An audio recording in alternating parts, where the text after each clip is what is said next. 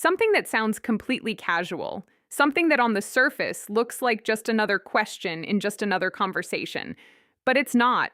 And in that moment, without you even realizing it, she's already decided whether you're the kind of man she's been looking for or just another man she's going to forget about in 2 weeks.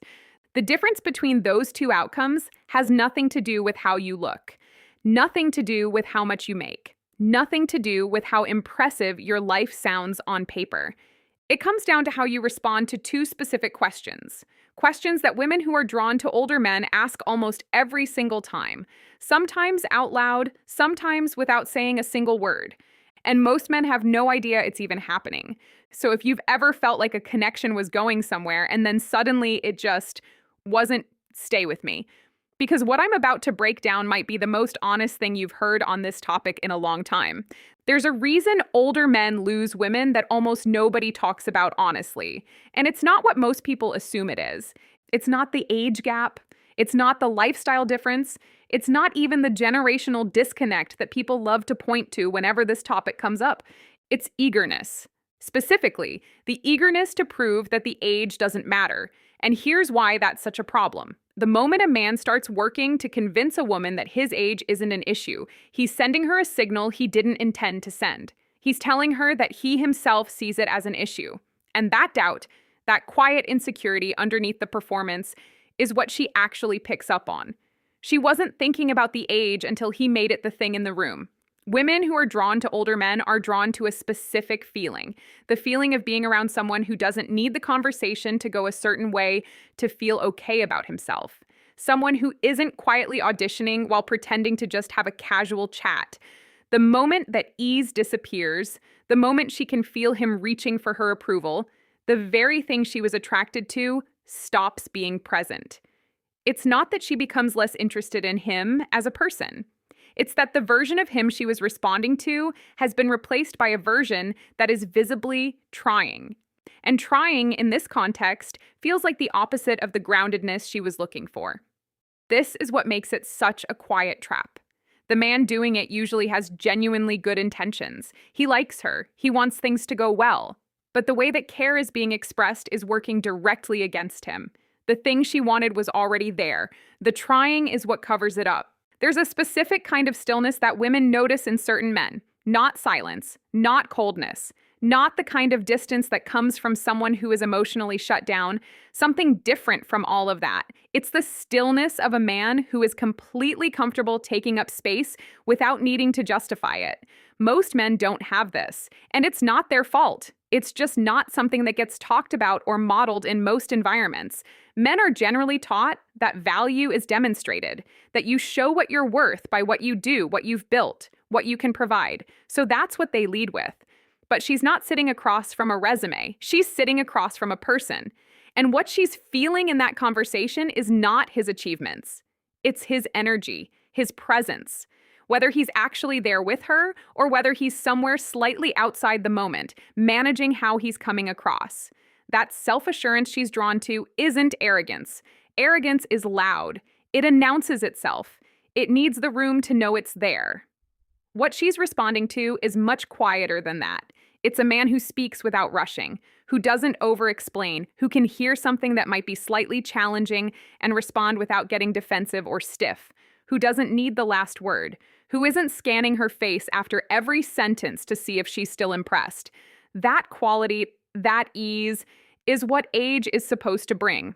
Not automatically, not just because the years passed, but because somewhere along the way, a man who has actually done the work stops needing external things to confirm his internal sense of himself. She's drawn to older men because she's hoping that work has already been done, that she doesn't have to manage his confidence on top of everything else. When she first meets him, she's not analyzing him consciously. It's not a checklist she's running through in her head. It's more instinctive than that. She's just paying attention to how she feels when she's around him. And one of the first things she picks up on is whether he's present or performing. There's a real difference between a man who is genuinely in the conversation and a man who is in his own head, thinking about how he's coming across, choosing his words carefully, monitoring her reactions to make sure things are going the way he wants them to go. She feels that difference even if she can't name it in the moment. A man who is performing is slightly delayed. His responses have a particular quality to them. They're a little too considered, a little too smooth, a little too aware of themselves. There's no spontaneity, no moment where he says something that surprises even him. Everything is controlled. And control, in that context, reads as fear. Fear of being seen, fear of being judged, fear that if he stops managing the interaction for even a second, something will slip through that she won't like. A man who is genuinely present doesn't have that delay. He responds to what she actually said rather than to what he thinks she wanted to hear. He laughs when something is genuinely funny rather than when it seems like a good moment to laugh. He asks questions he's actually curious about rather than questions he thinks will make him seem interested. That naturalness is what creates real connection. Not the polished version of himself he's been presenting, the actual person underneath it. She's drawn to older men specifically because she expects that layer of performance to be thinner, that he's had enough experience to stop hiding behind it quite so much. There's a moment in almost every early conversation where something small shifts. She says something that's slightly more honest than what came before it. A small vulnerability, a real opinion. Something that shows a little more of who she actually is underneath the surface level back and forth. And in that moment, she's not just sharing, she's watching. Not in a calculated way, in a very human way, she's seeing what he does with it. Whether he receives it or deflects it. Whether he sits with it or immediately tries to solve it. Whether it makes him slightly uncomfortable or whether he can just be there with her in that moment without needing to fix anything or redirect anything. Most men deflect without realizing they're doing it. She says something real, and he responds with a joke. Or he immediately relates it back to his own experience. Or he jumps straight into advice mode, offering solutions to something she never asked to be solved. All of those responses, however well-intentioned, communicate the same thing, that her vulnerability made him uncomfortable enough to move away from it. And she notices that, every single time. What she's looking for in that moment is a man who can just receive what she gave him, who can acknowledge it without making it awkward, who doesn't flinch or fumble or immediately try to make the moment lighter than she made it. That capacity, the ability to be with someone in a real moment without needing to change the temperature of it, is emotional availability in its most basic form. It's not about being overly sensitive or turning every conversation into something heavy. It's about being secure enough in yourself that someone else's honesty doesn't destabilize you. She's testing for that security, because every relationship she's ever had that fell apart, that instability was somewhere near the beginning of it. There's something she's paying attention to that most men would never think to monitor in themselves. It's not what he says when the conversation is easy. It's what happens to him when the conversation gets even slightly uncomfortable. Because anyone can be charming when everything is going smoothly. That's not impressive. That's just basic social functioning. What she's actually watching for is what lives underneath the charm. What shows up when there's a moment of mild tension, when she challenges something he said, when she doesn't laugh at the right moment, when she goes quiet for a few seconds and just looks at him. Does he stay the same person, or does something shift? A man whose confidence has conditions will change slightly in those moments. He'll fill the silence too quickly. He'll backtrack on something he said a moment ago just because she didn't respond to it the way he hoped. He'll get a little stiff, a little careful, a little less like himself. She picks up on that shift even when it's subtle. And what it tells her is that the version of him she was talking to was contingent, that it was only showing up because everything was comfortable, that the moment real life applies any kind of pressure, a different version of him appears. That's not the man she was hoping to find. The man who holds her attention through those moments is the one who doesn't change, who can sit in a silence without panicking about what it means, who can be challenged on something and respond thoughtfully rather than defensively, who doesn't need every moment to go perfectly in order to stay grounded in himself. That consistency, that sameness across easy moments and uncomfortable ones, is what actually builds trust in the early stages of knowing someone. She's not creating pressure to be difficult. She's creating it to see what's real. There's a version of confidence that looks real from a distance, but falls apart up close. And she's close enough to see the difference. It's the kind of confidence that needs things to go a certain way in order to stay intact. That needs her to respond positively. That needs the conversation to move in a direction that feels validating. That needs constant small confirmations that things are on track. That's not confidence. That's approval seeking wearing the clothes of confidence. And the reason it's so common in older men specifically is that many of them have spent decades building external markers of success, careers, status, financial stability, and somewhere along the way started confusing those things with inner security. They feel confident in rooms where their achievements are visible. But in a one-on-one conversation with a woman who isn't particularly impressed by credentials, that outer scaffolding doesn't hold the same weight. She's not in that conversation to assess his resume. She's there to feel who he is when none of that external stuff is doing the work for him. And if he doesn't have anything underneath the achievements, if his sense of himself is entirely built on what he's done rather than who he is, she's going to feel that emptiness pretty quickly. It shows up in the way he steers conversations back toward his accomplishments, the way he subtly name drops or references things designed to position him in a certain light, the way he gets slightly uncomfortable when the conversation stays personal rather than moving toward territory where he feels impressive. She's not judging him for having built things. She's noticing that he needs her to be impressed by them. And that need, that quiet hunger for her validation, is what tells her that the confidence she thought she was seeing wasn't quite as solid as it looked from the outside.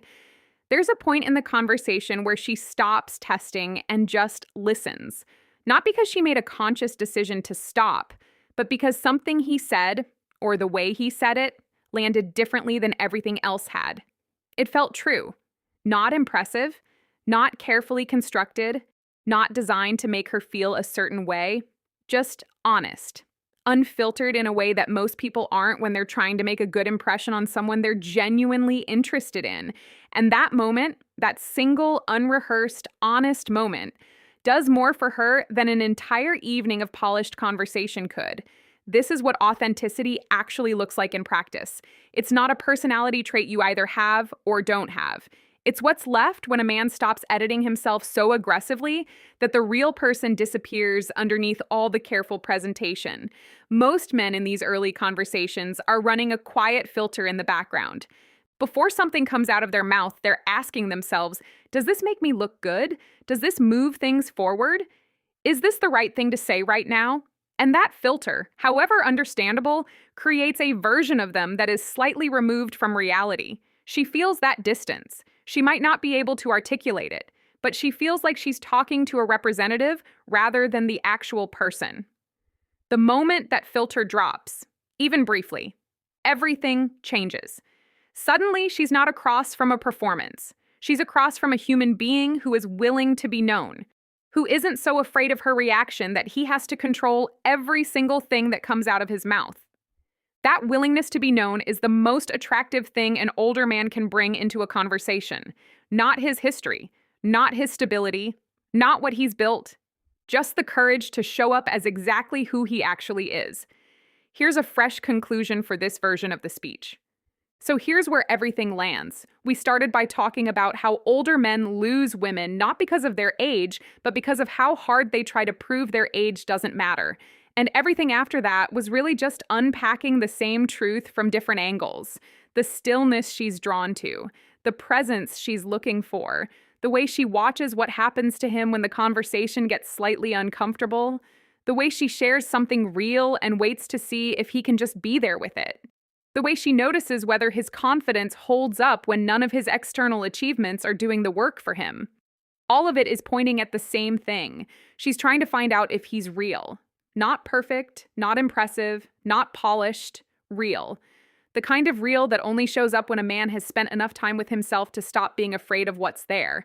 And that's the part that can't be faked. You can rehearse answers. You can work on your body language. You can read every piece of advice ever written about how to come across well in early conversations.